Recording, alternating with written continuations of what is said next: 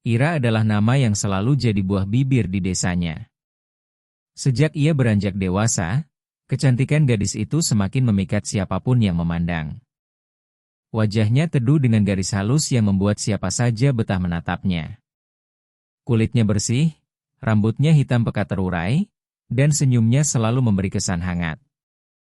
Namun di balik semua itu, Ira bukan sekadar gadis cantik yang jadi bahan kagum, ia adalah sosok yang menjaga diri dengan penuh kehati-hatian. Sejak kecil, Ira tinggal bersama kakeknya, Tukino, seorang lelaki sepuh yang dikenal sederhana dan bersahaja. Meski usianya sudah renta, sorot matanya masih tajam, penuh wibawa, seakan menyimpan rahasia yang tak banyak orang ketahui. Orang-orang di desa mengenal Tukino sebagai lelaki pendiam yang jarang ikut campur urusan orang, tapi selalu dihormati karena tutur katanya bijak. Bagi Ira, kakeknya adalah segalanya, orang tua, pelindung, sekaligus panutan dalam menjalani hidup. Hari-hari Ira sederhana. Ia sering membantu kakeknya di ladang, menjemur padi, atau sekadar menimba air dari sumur tua di belakang rumah. Meski begitu, pesonanya tak pernah luntur. Banyak pemuda desa diam-diam menaruh hati, ada pula yang terang-terangan datang meminang. Namun Ira selalu menolak dengan lembut. Bukan karena ia sombong, melainkan karena ia tahu tak semua cinta lahir dari niat yang tulus. Ia percaya, jodoh akan datang di waktu yang tepat, tanpa harus dipaksa. Namun ketenangan itu perlahan terusik ketika seorang lelaki mulai meliriknya. Lelaki itu adalah Fajar, lurah desa, duda berusia 40-an yang dikenal berkuasa sekaligus berperangai buruk. Sejak istrinya meninggal beberapa tahun lalu, Fajar makin liar. Hampir tiap malam ia mabuk di warung remang-remang, menghabiskan uang dengan perempuan bayaran, dan membanggakan jabatannya seakan semua orang wajib menuruti kehendaknya. Fajar bukan sosok yang asing bagi warga. Ia memang pandai berpidato di depan halayak, menampilkan wibawa lurah yang karismatik. Tapi orang-orang tahu, di balik jabatannya, ia adalah pria yang mudah marah, tamak, dan gila penghormatan. Banyak yang sebenarnya tak suka, namun tak berani bersuara. Bagi warga desa, menentang lurah sama saja mengundang masalah. Ketika Fajar mendengar kabar tentang Ira, gadis cantik yang selalu jadi perbincangan, hatinya langsung bergejolak. Ia merasa penasaran, lalu terobsesi. Baginya, tak ada alasan seorang gadis desa sederhana menolak keinginannya. Ia adalah lurah, orang berkuasa. Ia punya harta, ia punya kedudukan, dan dengan itu semua ia yakin bisa mendapatkan siapa saja, termasuk Ira. Awalnya Fajar mencoba mendekati Ira dengan cara halus. Ia datang ke rumah, berpura-pura menanyakan kabar Tukino, sambil melirik gadis itu dengan tatapan yang sulit disembunyikan. Ira hanya menyambut dengan sopan, tidak menunjukkan ketertarikan apapun. Sikapnya biasa saja, tenang, bahkan cenderung menjaga jarak. Namun bagi Fajar, itu justru menambah rasa penasaran. Hari-hari berikutnya, Fajar makin berani. Ia sering mengirimkan buah tangan, seserahan kecil, atau titipan barang ke rumah Ira. Semua ditolak dengan halus, disampaikan lewat ucapan terima kasih tanpa pernah menyentuh pemberian itu. Ira tahu benar siapa Fajar. Ia sering mendengar cerita orang-orang tentang kebiasaannya mabuk hingga larut malam, atau bagaimana ia gonta-ganti pasangan tanpa rasa malu. Hatinya tak pernah terpikat sedikit pun, meski banyak perempuan lain tergiur dengan harta dan jabatan sang lurah. Penolakan halus itu ternyata membuat Fajar semakin terganggu. Ego seorang lelaki berkuasa tidak mudah menerima sikap menolak, apalagi dari seorang gadis desa yang dianggap tak punya apa-apa. Perlahan obsesi itu berubah jadi semacam ambisi. Ia tidak lagi sekadar ingin mendapatkan Ira, melainkan ingin menundukkannya, membuktikan bahwa tak ada seorang pun berhak menolak lurah. Di sisi lain, Tukino sebenarnya sudah lama memperhatikan gerak-gerik Fajar. Ia melihat gelagat aneh dari tatapan lurah itu setiap kali datang. Ada hawa panas yang tidak enak, seperti seseorang yang menyimpan niat buruk. Tukino memang jarang ikut campur urusan cucunya, tapi hatinya selalu waspada. Ia tahu, laki-laki macam Fajar bukanlah orang yang bisa dipercaya. Malam-malam Ira masih berjalan tenang. Namun di balik ketenangan itu, langit desa seolah menyimpan tanda-tanda gelap yang tak disadari banyak orang. Di balai desa, Fajar kerap duduk sendirian dengan wajah muram, meneguk arak, sambil bergumam nama Ira. Rasa cintanya sudah berubah menjadi nafsu. Ia merasa harga dirinya diinjak-injak. Ia bersumpah, cepat atau lambat, Ira harus jatuh ke tangannya, entah dengan cara apapun. Orang-orang yang melihat perubahan sikap Fajar mulai berbisik. Mereka tahu lurah itu sedang mengincar gadis cantik, tapi tak seorang pun berani mengingatkan. Bagi warga, ikut campur urusan lurah hanya akan membawa masalah. Maka mereka memilih diam, membiarkan obsesi itu tumbuh dalam diam, tanpa menyadari bahaya besar yang perlahan menghampiri. Di rumah tua yang dikelilingi pohon jati, Ira menjalani hari-harinya dengan tabah. Ia masih tersenyum, masih membantu kakeknya, masih menebar kebaikan pada tetangga. Namun di balik itu, ia tidak pernah tahu bahwa langkah-langkah gelap sudah mulai mendekat. Obsesi seorang lurah yang terluka egonya akan menjadi awal dari rentetan teror panjang. Teror yang kelak menguji keteguhan Ira dan kekuatan sejati yang disimpan oleh kakeknya, Tukino. Malam itu, di langit yang tampak tenang, seekor burung hantu bertengger di atas pohon jati depan rumah. Suaranya melengking panjang, menusuk sunyi. Tukino yang duduk di beranda hanya menatap burung itu dengan sorot tajam. Bibirnya bergerak pelan, seakan menggumamkan sesuatu.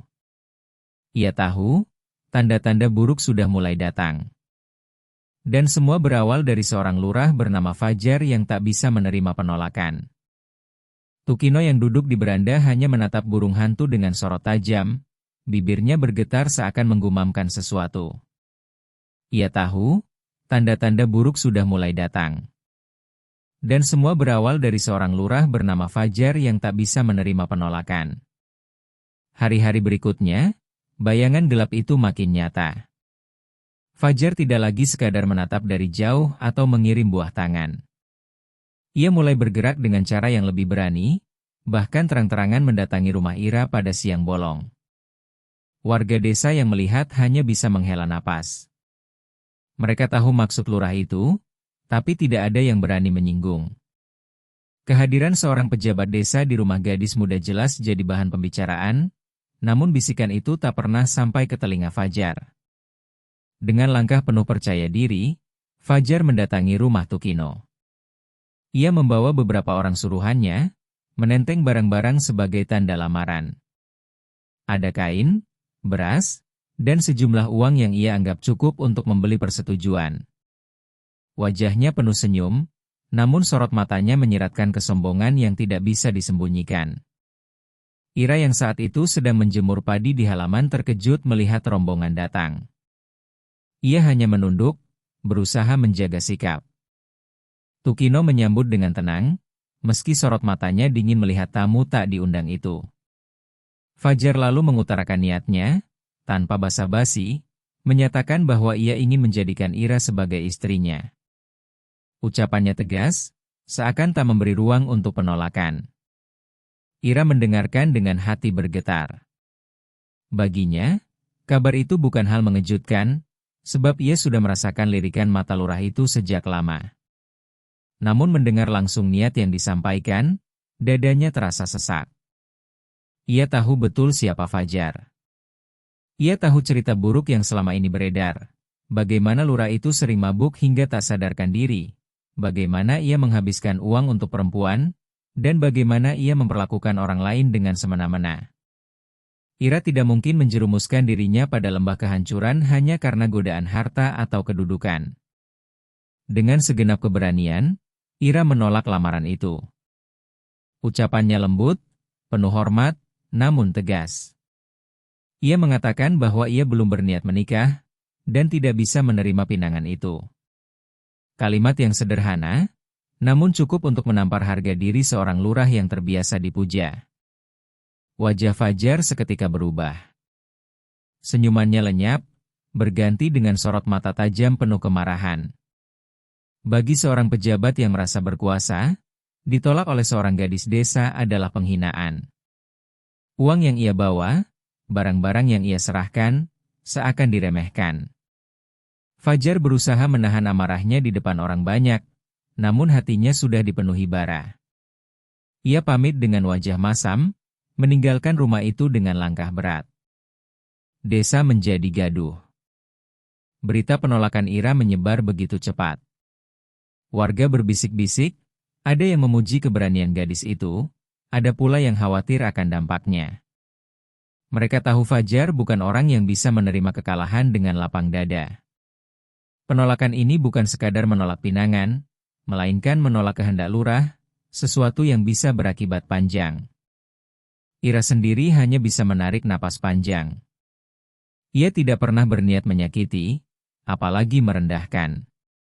Baginya, menolak adalah satu-satunya jalan untuk menjaga harga diri dan masa depannya. Ia tidak ingin hidupnya berakhir menjadi korban dari tabiat buruk seorang lelaki yang tak pernah mengenal kesetiaan. Meski begitu, di dalam hati kecilnya, ada rasa takut yang tak bisa ia bendung. Penolakan itu mungkin telah menyalakan api dendam dalam dada Fajar. Benar saja. Sejak hari itu, Fajar tidak lagi datang dengan senyum atau basa-basi. Ia mulai menjauh dari pandangan umum, namun obsesi dalam dirinya justru semakin membara. Malam-malamnya dihabiskan dengan meneguk arak, sambil menggeramkan nama Ira di antara giginya. Rasa cintanya berubah jadi nafsu untuk menundukkan, rasa kagumnya berubah jadi ambisi untuk menghancurkan.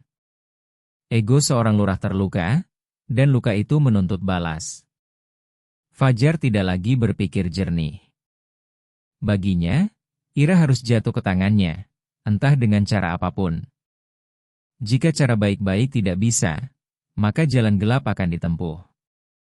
Dalam pikirannya yang kusut, hanya ada satu jalan, mencari dukun santet. Desa sebelah sudah lama dikenal sebagai tempat tinggal seorang dukun tua yang ilmunya ditakuti banyak orang. Orang-orang yang membencinya tidak berani bersuara, sebab siapapun yang menentang selalu berakhir sakit atau celaka. Dukun itu sering menerima pesanan orang-orang berduit yang ingin melampiaskan dendamnya. Dan bagi Fajar, ia adalah harapan baru untuk menaklukkan Ira. Suatu malam, dalam keadaan mabuk setengah sadar, Fajar mendatangi rumah dukun itu. Rumah reot di pinggir hutan, dengan lampu minyak redup dan aroma menyan-menyengat. Dukun itu menyambut dengan tatapan tajam, seakan sudah tahu maksud kedatangan tamunya. Tanpa banyak bicara, Fajar mengeluarkan uang, jumlah besar yang ia tahu akan membuat siapapun tunduk. Ia hanya menyebut satu nama, Ira. Malam itu menjadi awal dari segala teror yang kelak menghantui Ira. Perjanjian gelap sudah terjalin. Fajar tidak peduli apapun syaratnya, tidak peduli apapun akibatnya. Yang penting, Ira harus jatuh di bawah kuasanya, atau hancur bila berani menolak. Di rumah sederhana yang dikelilingi pohon jati, Ira masih terlelap bersama mimpinya. Namun langit malam seperti menyimpan tanda yang tak kasat mata. Angin berhembus dingin menusuk tulang, suara burung malam terdengar parau, dan jauh di hutan, api kecil dari dupa dukun menyala, membawa nama Ira ke alam gaib. Tukino yang sedang duduk bersemedi di bilik kecil tiba-tiba membuka mata. Sorotnya tajam menembus gelap malam. Ia merasakan getaran aneh, hawa panas bercampur dingin, seakan ada sesuatu yang sedang berjalan menuju rumah mereka. Bibirnya bergerak pelan, menyebut doa-doa yang tak pernah ia lupakan. Hatinya tahu, pertempuran batin akan segera dimulai. Dan cucunya, Ira, sudah menjadi target kebencian seorang lurah yang terluka harga dirinya. Hatinya tahu, pertempuran batin akan segera dimulai. Dan cucunya, Ira, sudah menjadi target kebencian seorang lurah yang terluka harga dirinya. Malam itu, langit desa tampak tenang, tetapi hawa yang turun terasa berbeda. Angin berembus dingin menusuk tulang, membawa bisikan yang seolah berasal dari arah hutan. Di balik gelapnya malam, Ada sesuatu yang bergerak, tidak terlihat mata biasa, namun bisa dirasakan oleh mereka yang peka. Tukino yang duduk bersila di bilik kecil merasakan hawa itu semakin dekat. Ia tahu, permainan gelap sudah dimulai. Beberapa hari kemudian, tanda-tanda aneh mulai menimpa Ira.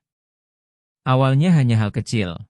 Ia sering terbangun di tengah malam dengan tubuh berkeringat dingin, meski udara malam tidak begitu panas. Kadang ia merasa seperti ada yang menatap dari sudut gelap kamarnya, padahal tak seorang pun ada di sana. Bahkan, beberapa kali ia mendengar suara bisikan samar memanggil namanya, suara yang entah berasal dari mana. Semakin lama, gangguan itu semakin nyata. Ira mulai bermimpi buruk hampir setiap malam. Dalam mimpinya, ia sering melihat bayangan hitam tinggi besar berdiri di depan rumah, atau sosok perempuan berambut panjang menjerit sambil menggapainya. Setiap kali terbangun, tubuhnya terasa berat, seolah ada sesuatu yang menindih. Nafasnya tersengal, keringat dingin membasahi pelipisnya. Siang hari pun Ira tidak bisa tenang. Kadang saat ia menjemur padi, ia merasa ada langkah yang mengikutinya dari belakang, namun begitu menoleh tak ada siapa-siapa. Pernah juga saat ia menimba air di sumur, ia mendengar suara tawa lirih di telinganya, membuatnya hampir menjatuhkan ember. Tubuhnya perlahan melemah, wajahnya pucat, nafsu makannya hilang. Warga desa mulai memperhatikan perubahan Ira. Mereka yang biasanya melihat gadis itu ceria, kini melihatnya berjalan lesu. Bisikan mulai terdengar, ada yang menganggap Ira sakit biasa, ada yang mencurigai sesuatu yang lebih gelap. Namun tak ada yang berani membicarakannya keras-keras, apalagi mengaitkan dengan nama lurah. Semua hanya berani berbisik di belakang, takut bila telinga Fajar mendengar. Di sisi lain, Fajar semakin puas. Setiap kali ia datang ke rumah dukun itu, ia mendengar laporan tentang kondisi Ira.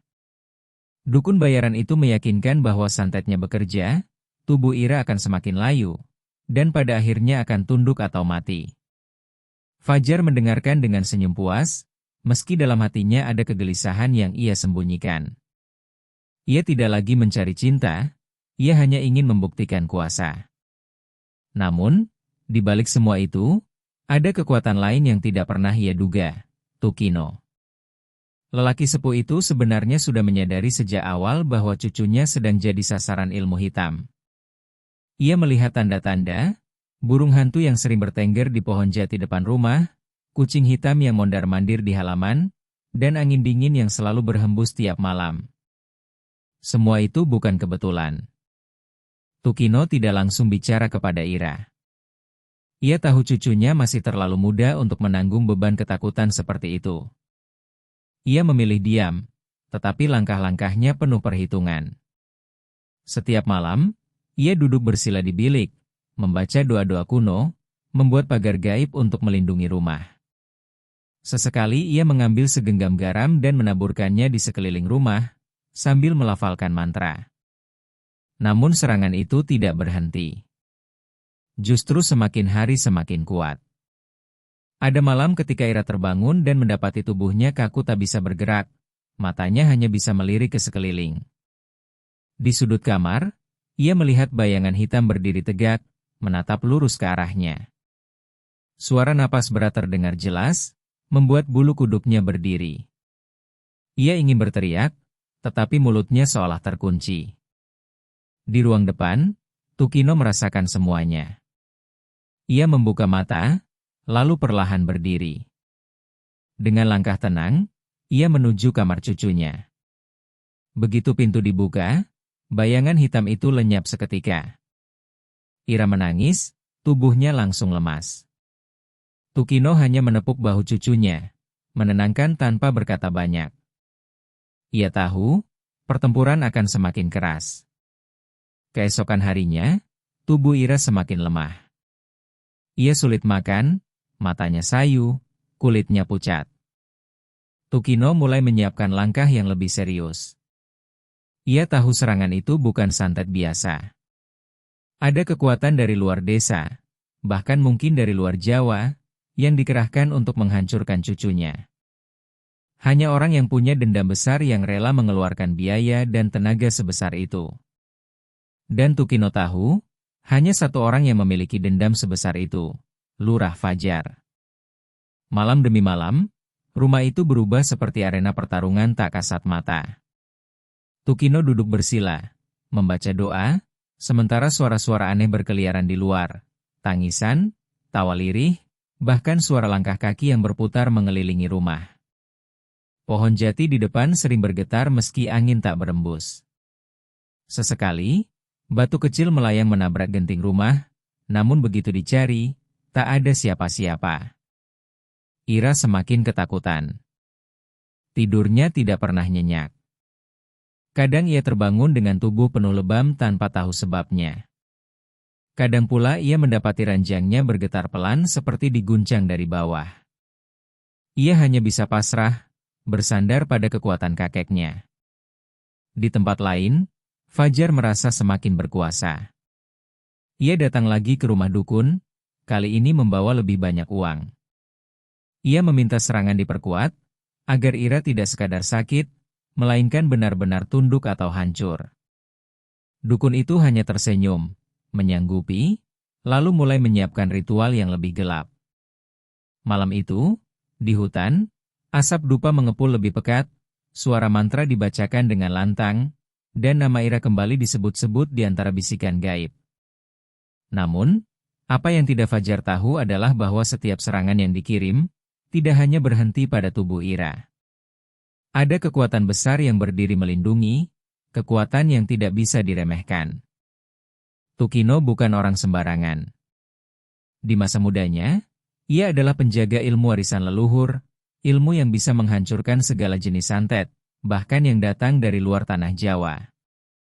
Malam itu, ketika santet dikirim lebih kuat, Tukino membuka pusaka ilmu yang selama ini ia simpan rapat.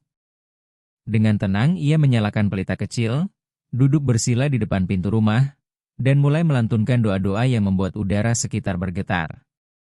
Suara binatang malam mendadak senyap, angin berhenti berembus, seakan seluruh alam ikut mendengarkan. Ira yang terbaring lemah di dalam kamar merasakan hawa hangat menyelimuti tubuhnya. Untuk pertama kalinya setelah sekian lama, ia bisa tidur tanpa mimpi buruk. Sementara di tempat lain, Fajar merasakan sesuatu yang tak ia pahami. Kepalanya pening, dadanya sesak, seolah serangan yang ia kirim berbalik menyentuh dirinya. Itu baru permulaan. Pertarungan sesungguhnya baru akan dimulai. Ketenangan yang sempat terasa karena doa-doa Tukino, ternyata hanya sementara. Malam itu, ketika bulan tergantung pucat di langit dan suara serangga hutan mulai mengisi pekat, udara desa mendadak menegang. Angin bertiup aneh, seperti membawa bisikan yang datang dari jauh. Dari ujung jalan desa, suara gonggongan anjing meledak serempak, lalu berubah menjadi ringkihan ketakutan.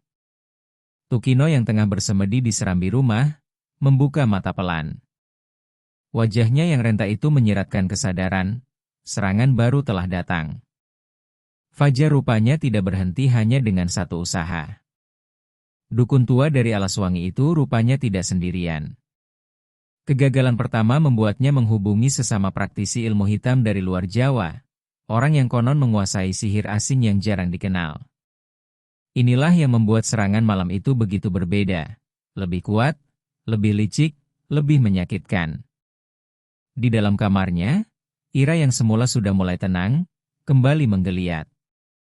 Tubuhnya mendadak panas dingin, keringatnya menetes deras meski angin malam begitu menusuk.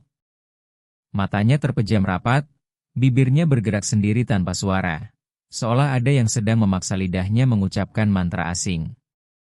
Jari-jarinya kaku, wajahnya meringis seperti menahan sesuatu yang tidak tampak. Tukino segera masuk, membawa kendi berisi air yang telah diberi doa. Ia menyiramkan sedikit ke lantai, lalu memercikkan ke wajah dan tubuh cucunya. Air itu mendesis, seperti mengenai bara, menimbulkan aroma aneh, menyengat dan menusuk hidung. Ira mengerang keras, tubuhnya melengkung tak wajar, kemudian jatuh terkulai. Namun Tukino tahu, ini baru permulaan. Suara berderit terdengar dari luar rumah, seperti ada sesuatu merayap di dinding kayu. Bayangan hitam bergerak cepat, menempel seperti noda, lalu menetes ke tanah menjadi sosok kecil berbulu, bermata merah menyala.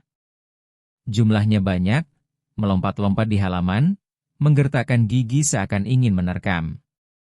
Mereka bukan sekadar jin, tapi jelmaan kiriman dari dukun luar yang menguasai ilmu pesugihan aneh, semacam binatang gaib yang bisa menembus pagar pelindung biasa.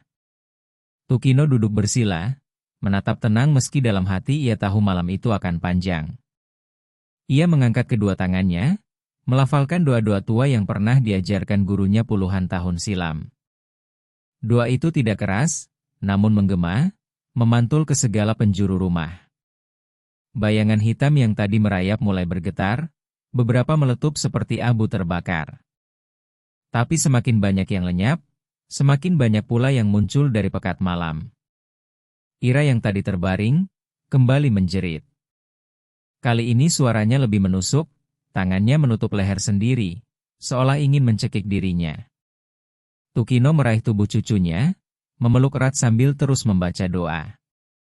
Air mata lelaki tua itu mengalir tanpa sadar, bukan hanya karena iba, tapi juga karena amarah yang mendidih. Baginya, serangan ini bukan sekadar ujian, melainkan penghinaan. Ia tahu Fajar sudah kelewat batas, membawa bala bantuan hanya demi melampiaskan nafsunya yang ditolak. Sementara itu, di rumahnya, Fajar duduk gelisah. Ia ditemani dukun tua dari Alas Wangi serta seorang lelaki asing berkulit gelap, bermata cekung, yang katanya berasal dari timur jauh.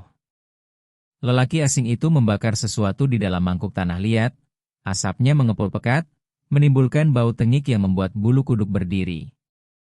Di permukaan asap, samar-samar tergambar wajah Ira yang terpejam.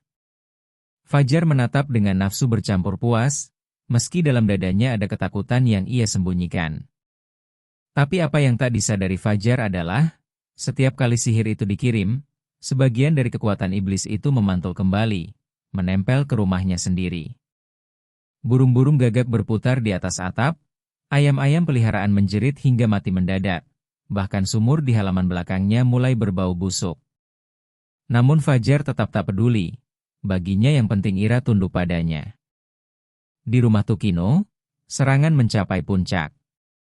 Seekor bayangan berbentuk perempuan tinggi kurus, berambut panjang, dengan wajah mirip topeng kayu, merayap masuk lewat celah jendela. Matanya kosong, mulutnya menganga lebar, dari dalamnya keluar suara-suara asing seperti nyanyian tenggelam. Sosok itu langsung menubruk Ira yang setengah sadar. Tubuh gadis itu kembali menggeliat, matanya mendadak terbuka, tapi yang terlihat hanyalah putih tanpa bola mata. Tukino bangkit, menggenggam tongkat tua yang sejak lama tersimpan di pojok rumah. Tongkat itu terbuat dari kayu jati yang sudah ratusan tahun usianya, diwariskan dari leluhur. Ia menancapkan tongkat itu ke lantai, suaranya lantang meski serak, membaca ayat-ayat yang seolah membuat udara di sekelilingnya bergetar. Sosok perempuan bayangan itu memekik panjang, tubuhnya berasap, lalu lenyap di udara. Namun, seketika seluruh lampu di rumah padam, hanya menyisakan cahaya rembulan yang pucat dari celah dinding. Keheningan itu justru lebih menakutkan. Ira masih lemah, napasnya pendek-pendek, tubuhnya dingin. Tukino duduk lagi, menyandarkan cucunya, menatap pekat malam dengan mata tajam. Ia tahu malam itu belum selesai. Pikirannya kembali ke masa muda, saat ia sendiri pernah berhadapan dengan serangan serupa dari para dukun luar daerah. Saat itu ia bisa menaklukkannya, tapi kali ini berbeda. Cucunya yang masih muda dijadikan sasaran, dan itu berarti hatinya sendiri yang sedang diuji. Di kejauhan, gonggongan anjing mulai mereda. Angin kembali tenang, namun Tukino tahu ini hanya jeda. Ia sadar, Fajar dan para dukunnya tidak akan berhenti sampai tujuan mereka tercapai. Dan di dalam hati Tukino, sumpah telah terucap tanpa suara. Jika serangan berikut datang, ia tidak hanya akan bertahan, tapi juga menyerang balik. Namun malam itu, saat angin kembali membawa bisikan aneh ke dalam kamar Ira, pertanda buruk yang lebih besar mulai menunjukkan taringnya. Ira terbangun dengan tubuh bergetar hebat. Udara di dalam kamar begitu pekat, seperti diselimuti asap yang tak terlihat. Dari sudut dinding, muncul bayangan-bayangan hitam menyerupai sosok manusia tanpa wajah. Mereka bergerak perlahan, menyebar ke setiap penjuru kamar, seolah hendak menutup semua jalan keluar. Suhu tubuh Ira menurun drastis, seolah hawa dingin dari alam lain menelusup masuk melalui pori-porinya. Bau anyir yang menusuk hidung tercium samar. Bau itu semakin kuat, semakin menusuk, hingga membuat perut Ira mual. Suara-suara lirih, mirip rintihan, terdengar dari bawah ranjang. Ira menahan teriakan, karena lidahnya mendadak keluh, seperti tertahan oleh kekuatan yang tidak kasat mata. Di luar kamar, Tukino yang tengah bersemedi di ruang belakang merasakan ada serangan besar yang dikirimkan dukun bayaran Fajar. Ia membuka mata perlahan, menatap nyala lampu teplok yang bergetar hebat, lalu berdiri dengan langkah mantap. Suara tongkat kayu tuanya beradu dengan lantai tanah, menimbulkan gema yang mengusir sebagian rasa mencekam. Dengan ilmu kebatinan yang sudah ditempa puluhan tahun, Tukino tahu bahwa serangan ini bukan lagi santet biasa. Ini gabungan dari beberapa jenis ilmu hitam, semacam paduan kekuatan jahat yang hanya bisa dilakukan dengan tumbal manusia. Dukun yang dipakai Fajar jelas sudah melewati batas, mengikat dirinya dengan makhluk gaib pemangsa jiwa. Kamar Ira bergetar hebat. Dinding bambu seakan diketuk dari luar, menimbulkan bunyi keras seperti dentuman. Ira mencoba bergerak, namun tubuhnya seolah ditindih ribuan batu. Nafasnya tersengal, mata terbuka lebar menyaksikan satu sosok tinggi menjulang muncul dari kegelapan. Sosok itu mirip manusia, namun kepalanya panjang, matanya kosong, dan mulutnya menganga dengan liur yang menetes ke lantai. Makhluk itu merayap mendekat. Bayangan lain yang lebih kecil menjerit-jerit, menutup semua cahaya yang ada. Ira merasa tubuhnya mulai ditarik ke arah kegelapan, seolah ranjangnya berubah menjadi pusaran yang menelan jiwa. Tukino masuk dengan langkah cepat. Matanya tajam, penuh wibawa. Ia menggenggam sebuah tongkat kecil dari kayu warisan leluhurnya.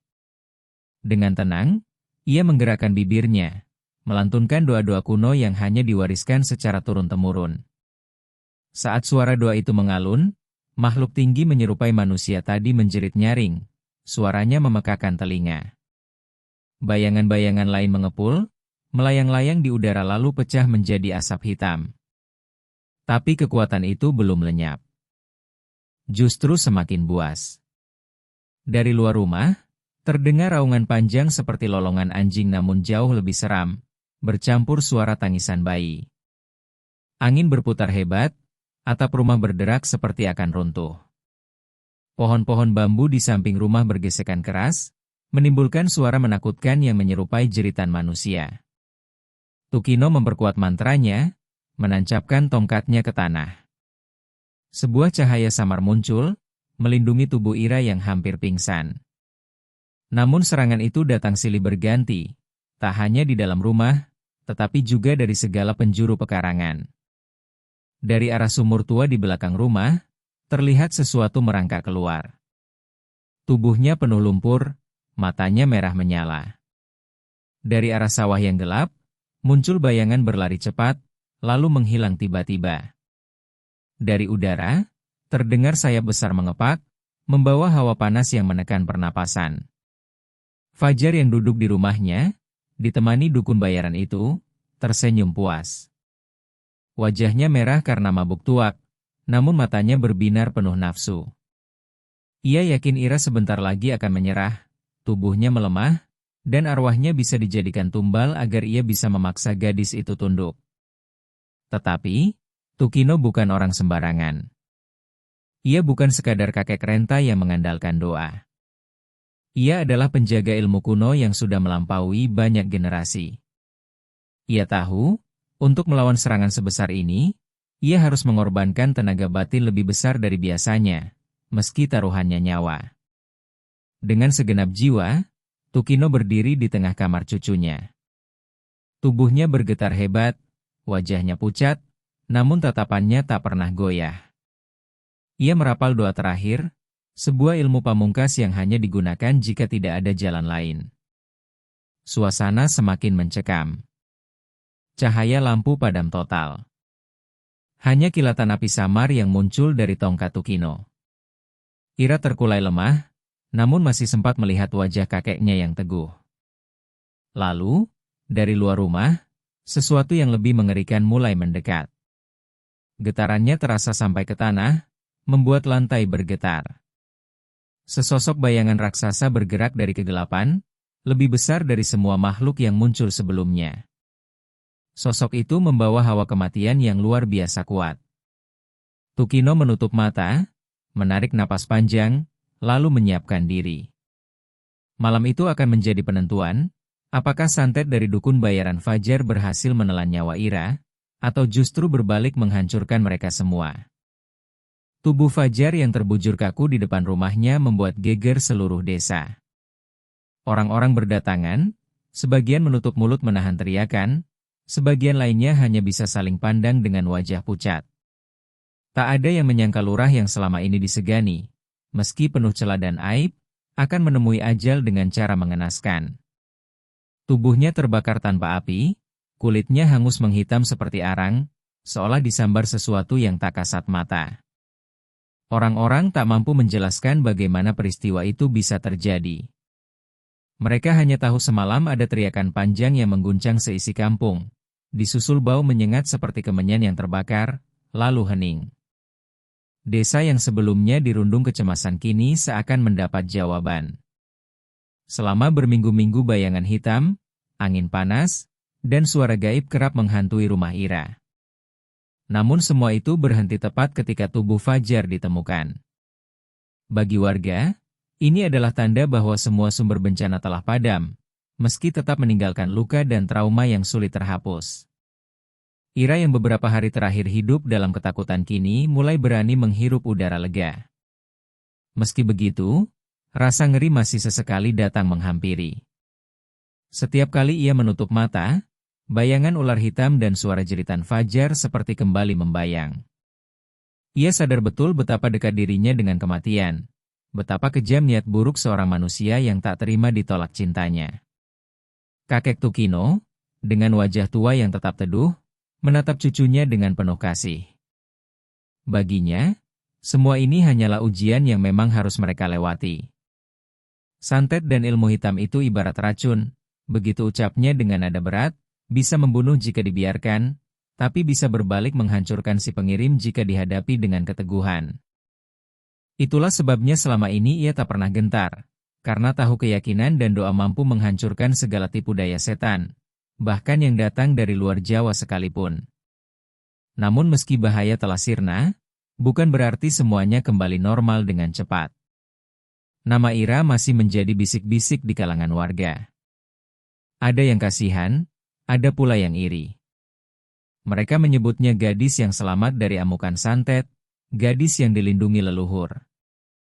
Sebagian bahkan takut berurusan dengannya, seolah-olah keberadaan Ira bisa membawa petaka jika tak dihormati. Ira belajar menerima semua pandangan itu dengan hati lapang, sebab ia tahu tak ada manusia yang bisa lari dari omongan orang. Sementara itu, jasad Fajar yang hangus membuat proses pemakamannya penuh kejanggalan. Tak ada kerabat dekat yang berani menyentuhnya. Orang-orang desa yang semula menyanjungnya kini mundur, tak ingin ikut terseret dalam aib yang terbongkar. Akhirnya beberapa perangkat desa yang masih tersisa memaksakan diri mengurus jenazahnya. Pemakaman itu sepi, tanpa doa yang tulus, hanya kewajiban belaka. Kabar tentang lurah yang mati mengenaskan pun menyebar ke desa-desa tetangga. Nama Fajar kini tinggal jadi peringatan. Jangan pernah merendahkan perempuan, jangan pernah bermain-main dengan santet, sebab siapapun yang mencoba akan berakhir tragis. Ira, di sisi lain, perlahan bangkit dari trauma. Malam-malam panjang yang dulu ia habiskan dengan ketakutan kini berganti dengan ketenangan. Di teras rumah, ia sering duduk bersama kakek Tukino, menatap langit yang penuh bintang. Hatinya mulai bisa berdamai, meski ingatan kelam itu tak akan pernah benar-benar hilang. Kakek Tukino sendiri memilih tetap hidup sederhana. Ilmu yang ia miliki bukan untuk dipamerkan, melainkan untuk melindungi. Baginya, setiap generasi punya ujiannya sendiri, dan kali ini ujian itu jatuh pada Ira. Sang kakek hanya berperan sebagai benteng, selebihnya keberanian Iralah yang membuat semua bisa terlewati. Malam terakhir sebelum ketenangan benar-benar datang, Ira bermimpi aneh. Ia melihat seorang perempuan tua berkerudung putih tersenyum kepadanya, memberi isyarat agar tetap tabah. Dari belakang perempuan itu, bayangan hitam yang dulu mengintai lenyap seketika, seolah tersapu cahaya terang. Ketika terbangun, Ira merasa ada beban yang terangkat dari dadanya. Ia yakin itu adalah tanda bahwa segala gangguan telah berakhir. Hari-hari berikutnya, desa kembali tenang. Sawah-sawah menghijau, anak-anak berlarian di pematang, dan suara ayam jantan kembali riuh di pagi hari. Namun cerita tentang Ira, Fajar, dan santet yang gagal tetap hidup di ingatan warga. Mereka akan menceritakan kisah itu dari mulut ke mulut, sebagai pengingat bahwa kejahatan sekecil apapun bisa berbalik menghancurkan pelakunya. Ira sendiri melanjutkan hidupnya dengan tekad baru. Ia berjanji menjaga kehormatan dan harga dirinya, tak akan tunduk pada siapapun yang mencoba merendahkannya. Sementara itu, kakeknya tetap setia menjadi pelindung, sosok tua yang membawa ketenangan di tengah badai. Pada akhirnya, kisah ini bukan sekadar tentang santet dan ilmu hitam. Ini adalah cerita tentang keberanian seorang gadis desa melawan ketamakan seorang lurah, tentang kebijaksanaan seorang kakek yang menjadi benteng cucunya, dan tentang keadilan yang datang dengan cara paling tak terduga. Malam di desa kembali sunyi. Angin berhembus lembut, membawa aroma tanah basah. Dari kejauhan terdengar suara burung malam. Ira duduk di serambi, menatap langit penuh bintang, lalu tersenyum tipis.